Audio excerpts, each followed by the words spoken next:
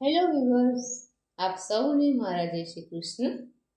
અધિક માસની કથાની સત્સંગ યાત્રાનો આજે 13મો દિવસ. આજે આપણે 13મો અધ્યાય લઈશું. 13મા અધ્યાયનું નામ છે દડધન્વાના મનનો ખેદ. સૌનકાદી ઋષિઓએ પૂછ્યું, હે મહાભાગ્યશાળી શું, હે વક્તાઓમાં શ્રેષ્ઠ શું, પુરુષોત્તમ માસના સેવનથી દડધન્વા રાજા ઉત્તમ રાજ્યને, પુત્ર પૌત્રાદિને, પતિવ્રતા સ્ત્રીને અને છેવટે યોગ્યોને પણ દુર્લભ એવા ભગવાનના લોકને કેવી રીતે પામ્યા હતા તે અમને કહો. અમે તમારા મુખ કમળથી વારંવાર શ્રેષ્ઠ કથાઓ સાંભળીએ છીએ, છતાં હે तात, જેમ અમૃત પિતા તૃપ્તિ થાય નહીં તેમ અમને તૃપ્તિ જ થતી નથી. આથી એ પુરાતન ઇતિહાસ તમે અમને વિસ્તારથી કહો. અમારા ભાગ્યના બળથી જ વિધાયતાએ અમને તમારા દર્શન કરાવ્યા છે. સુદ બોલ્યા, હે બ્રાહ્મણો, સનાતન મુનિ શ્રી નારાયણે એ પુરાતન ઇતિહાસ નારદજીને કહ્યો હતો, તે હવે હું તમને કહું છું.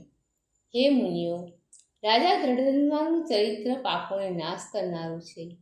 તેથી ગુરુના મુખથી હું જે પ્રમાણે ભણ્યો છું તે પ્રમાણે તમને કહું છું, તે તમે સાંભળો. શ્રી નારાયણ બોલ્યા, હે મુનિરાજ નારદ, રાજા દૃઢધન્વાની પુરાતન કથા હું કહું છું, સાંભળો. એ સુંદર કથા ગંગાની પેઠે પવિત્ર કરનારી છે. હૈહય દેશનું રક્ષણ કરનાર શ્રીમાન ચિત્રધર્મા નામે પ્રખ્યાત રાજા હતો. તે સાચો પરાક્રમી તથા બુદ્ધિમાન હતો. તેનો પુત્ર પણ અતિ તેજસ્વી હતો અને તે પુત્ર જ દડધન્વા નામે પ્રખ્યાત થયો હતો. એ સર્વ ગુણોથી યુક્ત, સત્યવાણીવાળો, ધાર્મિક અને પવિત્ર હતો. તેની આંખો કાન સુધી વિશાળ, છાતી પહોળી અને ભુજાઓ લાંબી હતી. તે મહાતેજસ્વી હોય ગુણોના સમુદાય સાથે વધી મોટો થયો હતો. અંગો સહિત ચારે વેદોને તે હર્ષથી ભણ્યો હતો અને તે જાણે પૂર્વજન્મમાં ભણી લીધા હોય તેમ માત્ર એક જ વખત કહેતા તેને સ્પષ્ટ આવડી ગયા હતા. એ બુદ્ધિમાને ગુરુને દક્ષિણા દઈ વિધિ પ્રમાણે તેમનું પૂજન કર્યું હતું અને તે પછી ગુરુની રજા લઈ પિતાના નગરમાં તે ગયો હતો. ત્યાં પોતાના નગરવાસી લોકોના નેત્રોને તેણે પોતાના દર્શનથી આનંદ ઉપજાવ્યો હતો અને ચિત્રધર્મા પણ પોતાના પુત્રને જોઈને પરમ હર્ષ પામ્યો. તે પછી પોતાનો એ પુત્ર યુવાન, સર્વધર્મને જાણનાર અને પ્રજાઓનું પાલન કરવા સમર્થ છે એમ જાણી ચિત્રધર્માએ મનમાં નક્કી કર્યું કે હવે આ અસાર સંસારમાં મારે શું કામ છે. હું તો હવે 2 ભુજાઓવાળા, મુરલીધારી, પ્રસન્ન મુખવાળા, શાંત અને ભક્તોને ઈચ્છિત આપનારા શ્રી કૃષ્ણનું આરાધન કરું.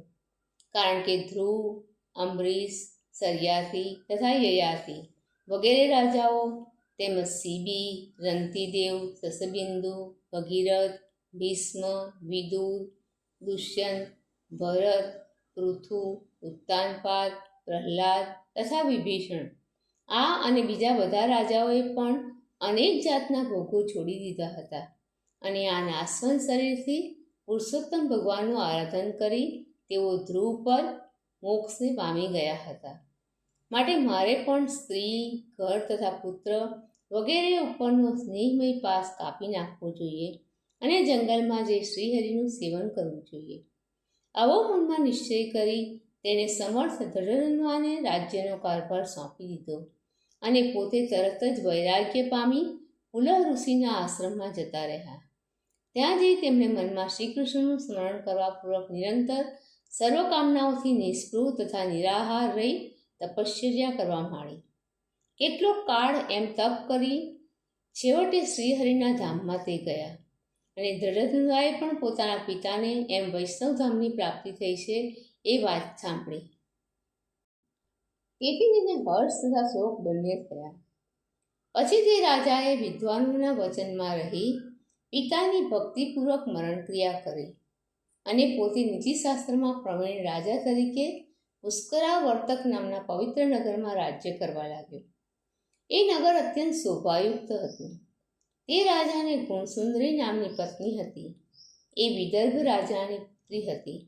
ઉત્તમ શીલવાળી પતિવ્રતા હતી તથા રૂપમાં પૃથ્વી પર અનુપમ હતી. તેણીએ 4 પુત્રોને જન્મ આપ્યો હતો. તેઓ પણ દિવ્ય રૂપવાળા તથા ઉત્તમ હતા. ઉપરાંત સર્વ શુભ લક્ષણોવાળી પુત્રીને પણ તેણે જન્મ આપ્યો હતો. તેનું નામ ચારુમતી હતું. 4 પુત્રો પણ ચિત્રવા, મણિમાન તથા ચિત્રકુંડલ એવા નામોથી અલગ અલગ પ્રખ્યાત હતા અને બધાએ માનવાળા તથા સુરા હતા. જડધન્વા પણ ગુણોથી પ્રખ્યાત થયો હતો. તે શાંત તથા જીતેન્દ્રિય હોય, દ્રઢ વ્રતવાળો, રૂપવાળો, ગુણવાન, સુરો, શ્રીમાન તથા સ્વભાવે સુંદર હતો. એટલું જ નહીં પણ વેદો તથા વેદોના અંગોને તે જાણતો હતો. બોલવામાં હોશિયાર હતો. ધનુષ્ય વિદ્યામાં કુશળ હતો. અંદરના 6 શત્રુઓ કામ, ક્રોધ, લોભ, મોહ, મદ, મત્સર ને તેણે જીત્યા હતા. બહારના સર્વ શત્રુઓનો તેણે નાશ કર્યો હતો. ક્ષમામાં તે પૃથ્વી જેવો, ગંભીરતામાં સમુદ્ર જેવો અને સંભાવ રાખવામાં બ્રહ્મદેવ જેવો અને તરત જ પ્રસન્ન થવામાં શંકર જેવો હતો. જાણે બીજા રામચંદ્ર હોય તેમ એક પત્ની વ્રતને ધારણ કરતો હતો અને ઉત્તમ ધર્મપાલન કરતો હતો અને બીજા સહસ્ત્રાર્જુનની પેઠે અતિશય ઉગ્ર પરાક્રમવાળો પણ હતો.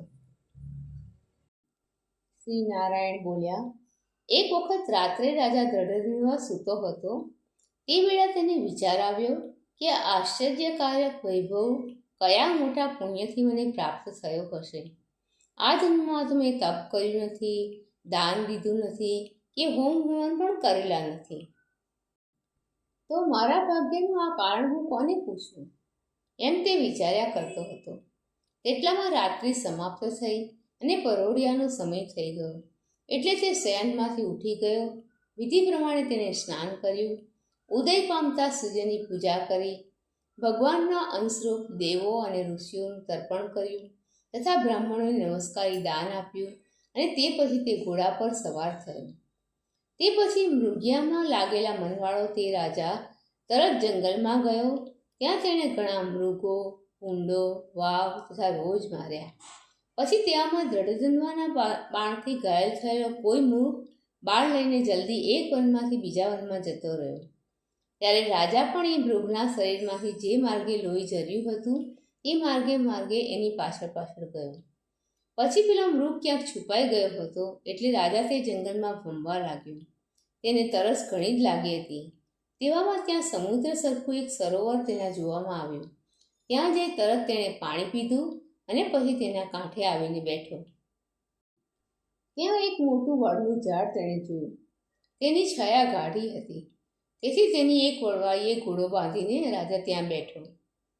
એટલામાં ત્યાં કોઈ પોપટ આવ્યો. તે ઘણો સુંદર હતો. અતુલ મનુષ્ય ભાષા બોલતો હતો, જે રાજાને મોહ પમાડતી હતી. પછી એ પોપટે ત્યાં એકલા બેઠેલા દ્રઢધન્વાને સંબોધી એક ઉત્તમ શ્લોક વારંવાર બોલવા માંડ્યો. પૃથ્વી પર તને અતિ અતુલ સુખ છે. તે જોઈને તું તત્વનો વિચાર કરતો નથી તો તું પાર કેમ પામીશ?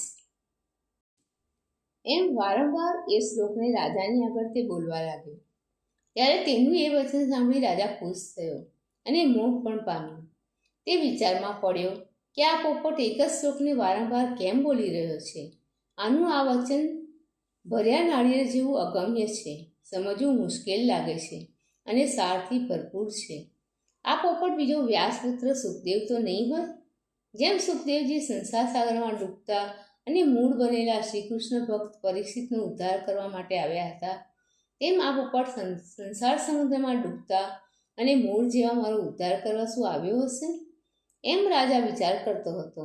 એટલામાં એ રાજાની સેના તેને શોધતી ત્યાં આવી પહોંચી. પેલો પોપટ રાજાને એમ બોધ આપી અદૃશ્ય થઈ ગયો. એટલે રાજા પણ પોતાના નગરમાં આવી પોપટના એ વાક્યનો જ વિચાર કરવા લાગ્યો. તેને કોઈ બોલાવે તો તે બોલતો નથી. તેની ઊંઘ પણ જતી રહી છે. એણે ખાવાનું પણ છોડી દીધું અને પછી તેની રાણી એકાંતમાં તેની પાસે આવી એ રાજાને પૂછવા લાગી. ગુણસુંદરી બોલી, ઓ પુરુષ શ્રેષ્ઠ, આ ઉદાસીનતા તમને ક્યાંથી આવી છે? ઓ રાજા, ઉઠો ઉઠો, ભોગો ભોગો, કંઈ બોલો તો ખરા. એમ સ્ત્રીએ ખૂબ વિનવણી કરી. તો પણ રાજા કંઈ બોલ્યો નહીં. એ તો દેવતાઓને પણ સમજવું જે મુશ્કેલ હતું તેનો જ વિચાર કર્યા કરતો હતો. તેની સ્ત્રી પણ ઉપરા ઉપરી નિશાસા નાખવા લાગી. પોતાના પતિના દુઃખથી તેને પણ ઘણું દુઃખ થવા લાગ્યું અને પોતાના સ્વામીના દુઃખનું ઘણું મોટું કારણ તેને સમજવામાં આવ્યું જ નહીં. રાજા દૃઢધન્વા એમ ચિંતામાં ડૂબી ગયો હતો. તેનો કેટલોક કાળ એમને એમ જ વીતી ગયો. છતાં એ સંદેહરૂપ સમુદ્રમાંથી તેને બહાર કાઢે તેવું કોઈ જ કારણ તેના જોવામાં ન આવ્યું. નારદ બોલ્યા, રાજા દૃઢધન્વા એમ વનમાં બનેલી બનાવથી ચિંતામાં પડ્યો હતો. તે પછી તેનું શું થયું હતું તે કહો. હે નારાયણ મુનિ, વૈષ્ણવ ભક્તનું નિર્મળ ચરિત્ર લગાર પણ સાંભળ્યું હોય તો તે પાપોને અવશ્ય નાશ કરે છે.